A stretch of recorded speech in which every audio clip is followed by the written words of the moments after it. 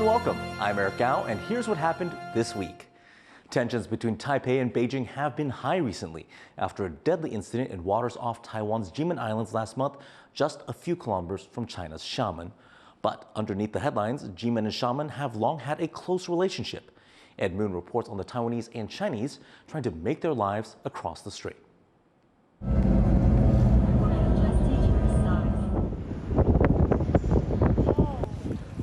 Prepping for another busy day of service. Wu Haoyue makes classic Taiwanese dishes like braised pork rice and pork cutlets. These are everyday staples for millions of Taiwanese. But they're not ordinary fare for Wu's customers here, in the Chinese city of Xiamen. 他们其实也是蛮喜欢台湾料理的，就是很多去过台湾的人都会到我的店里。Wu moved to Xiamen in 2017, one of thousands of Taiwanese to make the cross-strait journey when ties between China and Taiwan were less strained, despite Beijing's long-standing claims of sovereignty over its island neighbor. With a population of more than 5 million people, Xiamen is a stark contrast from Taiwan's sleepy, outlying Jinmen Islands, which are visible from its coast. Most Taiwanese originally came from this region of China, and its geographical closeness has for years been a rare source of cross-strait friendship. A short ferry ride between the two allowed thousands of people to forge ties, build businesses, and start families. Among them is Xiamen native Chen Mei. She married a Taiwanese man and moved across the strait to Jinmen in 2005. Like Wu, she also started her own business, this time selling traditional Chinese culture to Taiwanese as period costumes. 很多学生都很喜欢，因为除了对文化的那种可能想要了解啊，可能电视机的影响啊。When Chen started her business, she didn't anticipate many of the challenges she'd face: the COVID pandemic and worsening ties between Taipei and Beijing. There's been no Chinese tourists in Jinmen since 2019, once one of Chen's main sources of income. 很可惜，陆客不能过来。如果今天陆客过来，当然也是我们的一块市场。While across the water, Wu has faced questions from curious customers wondering how Taiwanese people really feel about their relationship with China. 他如果发现你是台湾人，就会聊有关政治的，所以这个其实我比较少聊这些啦，就是会稍微避开这个话题这样。But politics is hard to avoid here, where despite the similarities, the differences between China and Taiwan are so clear. Relations reached a fresh low here after a recent clash involving Taiwan's Coast Guard left 2 Chinese fishers dead. But just weeks later, both sides worked together to rescue the crew of another capsized vessel. For people here, it's part of the ebb and flow of life on the front line between the two sides, and they remain hopeful that in the end, Beijing and Taipei can follow their choice for peaceful coexistence.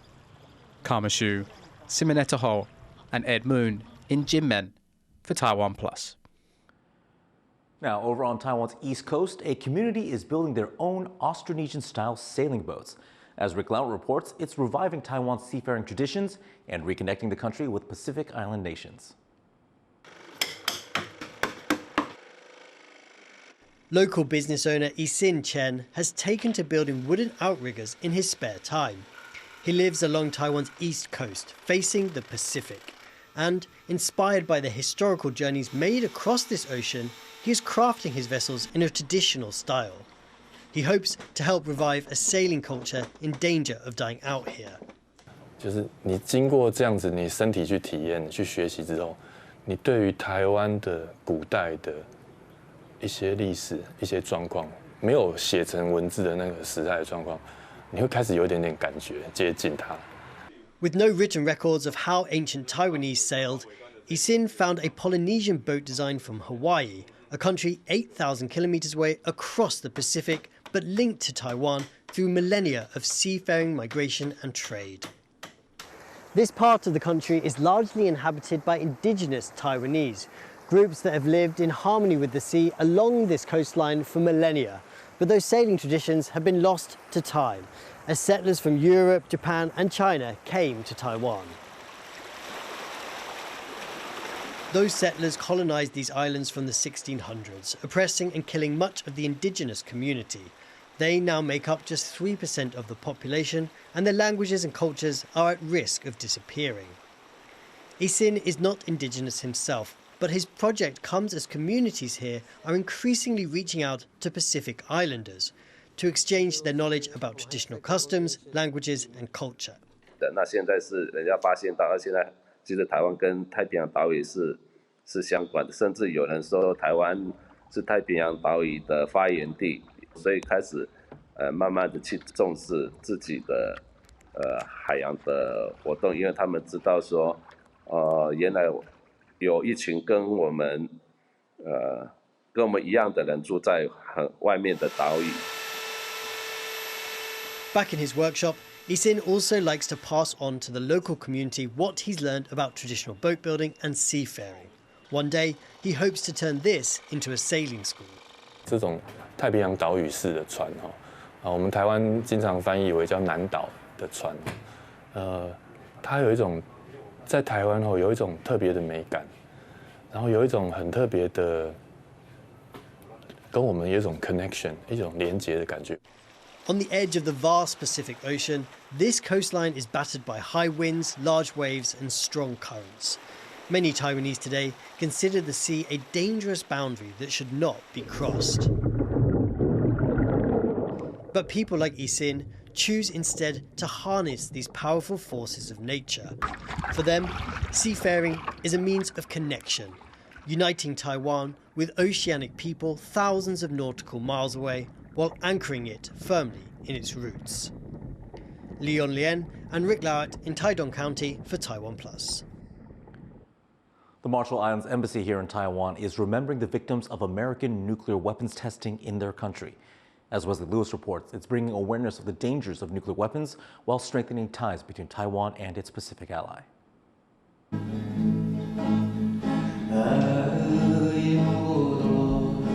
A Micronesian melody to remember home. These Marshallese students in Taipei are honoring the often forgotten victims of U.S. atomic testing in the Pacific almost 80 years ago. Still dealing with the consequences, the Marshall Islands want to raise awareness of the dangers posed by nuclear energy. Every Marshallese, every single one of the students here, has relatives who have suffered from the illnesses related to the nuclear testing, myself included. Then administered by the United States, the Marshall Islands were used as a testing ground for nuclear weapons after World War II. Hundreds of residents were forcibly relocated, and 67 atomic bombs were detonated over a 12-year period. It affected people's health and their surroundings. Making things worse, storm surges are becoming more frequent, and with sea levels rising due to climate change, a concrete dome left by the U.S. that contains radioactive debris threatens to leak into the environment. There are still over 40,000 people living in the Marshall Islands. This event not only commemorates, but also aims to stress the continuing effects of those weapons tests on Marshallese people. And as one of Taiwan's last 12 remaining diplomatic allies, the Pacific Island nation feels that its concerns about nuclear safety resonate strongly here. Among Taiwanese, nuclear energy is a controversial topic, with concerns over its safety ignited by the Fukushima power plant disaster. These Marshallese students believe the lessons from their country's experience might sway debate here. Not many people know the history, and I think it's very important to know what has happened before so we don't make the same mistakes now.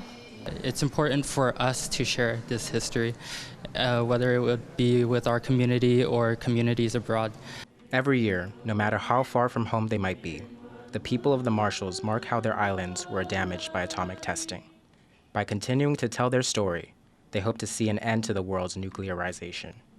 Isin Chen and Wesley Lewis for TaiwanPlus.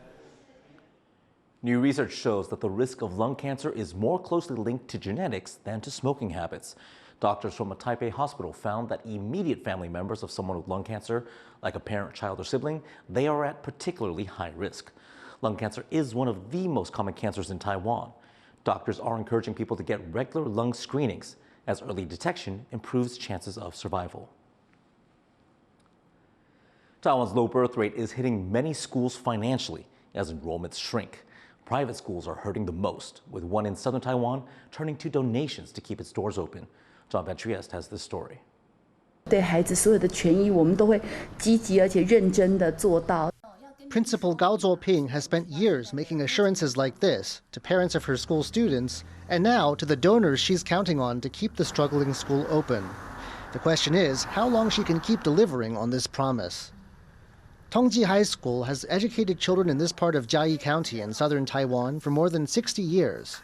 In the past, enrollment wasn't a problem, and the private school was able to cover its expenses. But as Taiwan's birth rate has plummeted, the school is on the brink of closure. But the staff isn't giving up on the several dozen students that remain. The principal and teachers have worked 2 years without pay to keep the school running. And that's just the beginning of the sacrifices those who care about the school have made. 我们的陈维忠董事他已经卖掉2栋房子，在支持学校了。那我们董事长林环董事长他也是解除定存，所以我们的董事对我们其实也非常支持。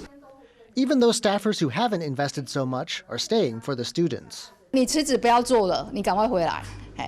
那我说不行，因为当时我的班级是高3，对，那我身为导师，我不可能就此放任不管。The students are fully aware of this, and they're studying harder than ever. 让自己再更努力一些，说不定这样子就会让学校更好过一点。Help is on the way. The central government's set to take over the school's management in August, making sure it stays open at least in the short term. But the school estimates it still needs around $62,000 to pay for essentials like electricity, water, and maintenance costs before that. This has led it to seek out former students for donations. Not all schools are so lucky. In 2022, 193 elementary schools had fewer than 29 students. That's bad news for schools further up the educational ladder. Parents' groups have warned of what they call a tsunami of school closures in the coming years, as Taiwan gets ever closer to having the lowest birth rate in the world. It's a challenge not just for the country's leaders, but for parents, children, and educators as well. Ethan Chen and John Van Trieste for TaiwanPlus. A Taiwanese businessman is facing charges for importing Chinese chili powder tainted with toxic dye. And that's just the latest in a growing food safety scandal in the country. John is back with a look at how this case has affected the Taiwanese public. Recalls, police searches, and possible charges. A scandal over tainted chili powder from China is cooking up trouble across the country. Kaohsiung prosecutors have released businessman Li Yanting on a $25,000 bond and stripped his companies of their license to handle food products.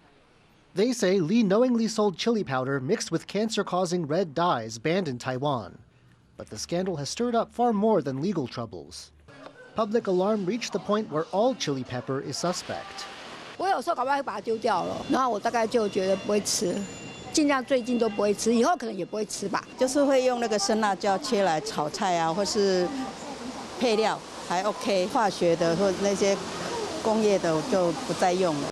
It's forcing restaurants that rely on spicy food to make choices. Some eateries hope certificates of safety will reassure diners, but others have been forced to take their best sellers off the menu. 麻辣锅，还有我们用卤酱去卤的那个鸭血，还有加辣的部分我们就停止。Demand for domestic chili has tanked, with prices falling by about a third from where they were last year. Taiwan is a country where unease about food safety is frequently in the headlines. Memories of a 2013 to 2014 tainted cooking oil scandal are still fresh. And more recent controversies about U.S. pork containing leanness-enhancing additives and Japanese food products contaminated by the Fukushima nuclear disaster have left a bad taste in people's mouths. The newest scandal over chili powder and its effects on consumer behavior show that the public is still not willing to stomach concerns over food safety. Ethan Chen and John Van Trieste for TaiwanPlus. Thanks for joining us for Here's What Happened. And before we go, take a minute and zen out with this footage of green sea turtles just off the Galapagos Islands. Activists are calling for greater protections for that region. I'm Eric Gao. Enjoy the rest of your weekend.